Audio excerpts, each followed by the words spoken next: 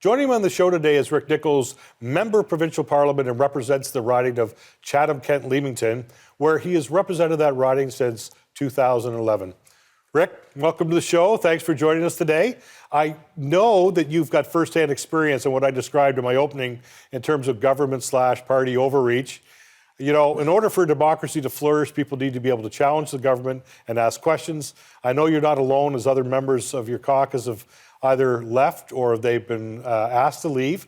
For those that don't know you, Rick, let's talk a bit about your journey. I know that this happened back last year in August, so talk to us about why you're not in the caucus right now and just a little bit about yourself.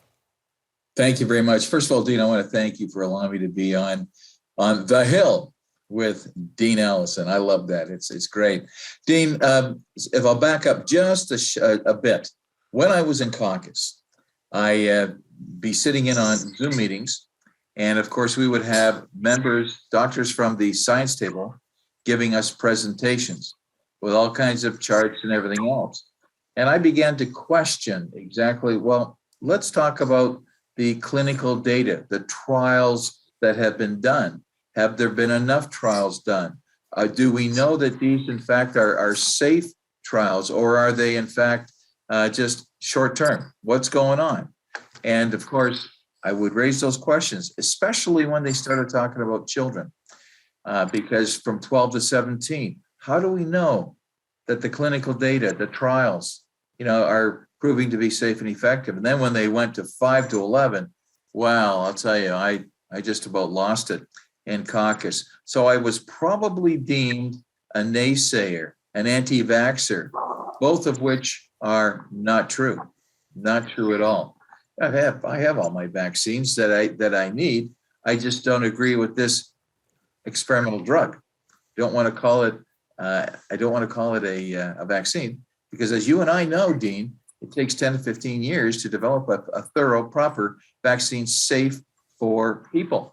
And of course, they have to, in fact, have developed an antigen to ensure that the disease, the vaccine doesn't cause any further problems, doesn't spread. So I questioned that, and then I had been asked by the Premier he said, Rick, in his folksy way, I need you to do me a favor. Well, what's that, Premier? I need you to get vaccinated.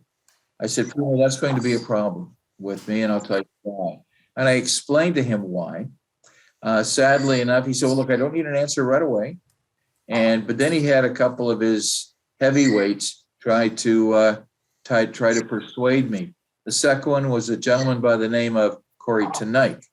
Corey Tenike, as you know, is he's the campaign manager for the re-elect Doug Ford 2022. He's also a principal in a company called Rubicon. It's a lobbyist company who, in fact, lobby for Pfizer, lobby for Johnson & Johnson, and many other big pharma. They represent over 100 different companies. However, he called me up and he said this: you have 72 hours to get vaccinated, or you will be sitting with the independents. And I said, excuse me, what are you talking about?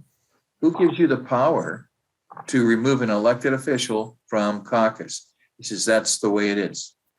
He said, do you want to hear my story? He said, I'm not interested. And I told him, I said, you'll hear my story whether you want to hear it or not. And so I pushed back on the bully. And I basically explained to him, I said, listen, in my opinion, there hasn't been enough clinical research done to ensure that these particular injections are safe and effective. Now, those two words, safe and effective, were words that the Minister of Health, Christine Elliott, continually used she's been using it since day one. And I'm saying, show me the data. Show me the data. And Pfizer, as you and I know, held back until just recently with your court orders.